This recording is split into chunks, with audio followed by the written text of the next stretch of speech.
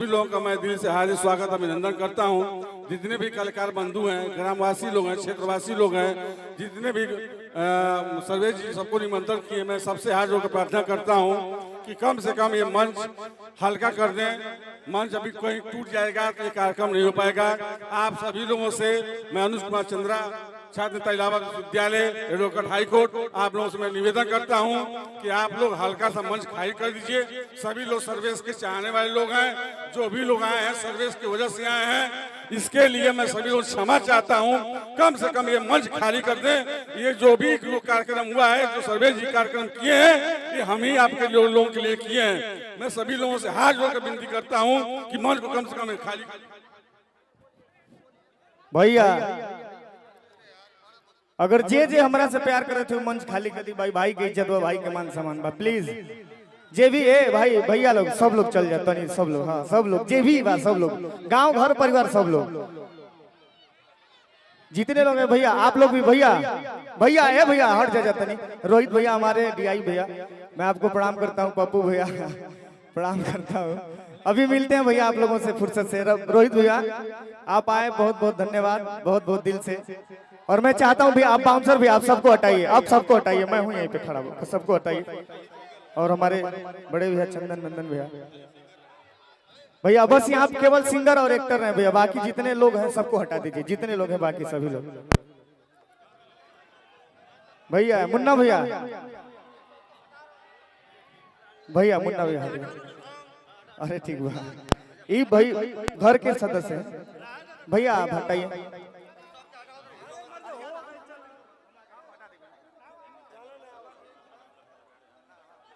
Hello भैया आप लोग उतर जाइए, प्लीज प्लीज प्लीज उतर जाइए प्लीज भैया, रिक्वेस्ट है मेरा। आप घर के भाई हैं, आप मेरे बड़े भाई हैं, तो के घर क्यों जाए कहता है। हेलो ठीक बा। अरे भैया तो हम का कहत नहीं भैया, आप लोग जितने लोग हैं आप लोग उतर जाइए प्लीज प्लीज प्लीज प्लीज। भैया भैया मेरे भैया, चलिए भैया थोड़ा सा खाली कर दीजिए हल्का। भैया आए हैं तो थोड़ा भैया का सम्मान होना चाहिए कि नहीं होना चाहिए, हल्ला कह के तनी। और जितने भी कलाकार आए हैं, जितने भी हमारे भाई गार्जियन आए हैं, सबको दिल से बहुत बहुत धन्यवाद। आदरणीय हमारे भैया, हमेशा हम लोग एक परिवार कहने के लिए नहीं, परिवार हैं हम लोग जी जी। और जब भी परिवार में खुशी होगी हम सारे लोग इकट्ठा होकर मिलेंगे।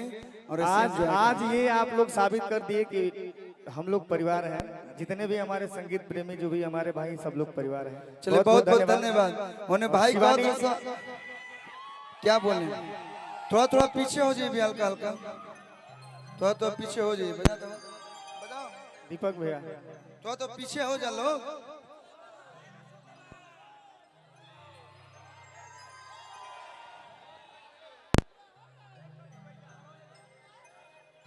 भाई हमारे कदर से एगो डांस हो जाएगी। ए सर्वेश भैया आवा यार, अरे संदीप बीजी मत करो, इधर आइए। जैसे हम और आसू बाबा, चाहे हमारा और दूगो भाई में प्रेम बा, वैसे ही ये दोनों भाई में अथाह प्रेम बा। और आज इतना कलाकार आपके प्रेम से आए हैं, लेकिन ये भाई आपके पीठ पीछे इतना मेहनत करते हैं कि आज इनका मेहनत है, जे कल्लू हो या जितने भी कलाकार हैं, एक फोन पे और एक न्योता पे सारे लोग यहाँ पे आए हैं। तो एक बार इस दोनों भाई के लिए जोरदार ताली आप लोग बजा दीजिए। और जितना भी गांव के लोग बानी, आप लोग के गर्व होके के चाहिए कि ऐसा ऐसा लाल ए गांव से आप लोग के जिला जवार से बालो। बहुत बहुत बधाई आपके। अब तहार नंबर बनू, अरे अरे खुश रहो।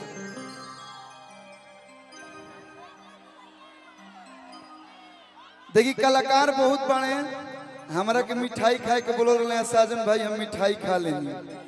हम तावते रही ना, ऐसे बड़का गांव बनू भैया, अरुण यादव भैया के हम आवत जात रही ना, इतना अपन परिवार हो। और दूसरी बात मऊ हमार ससुरार हो। तो सब लोग अपने, सब लोग के सादर प्रणाम।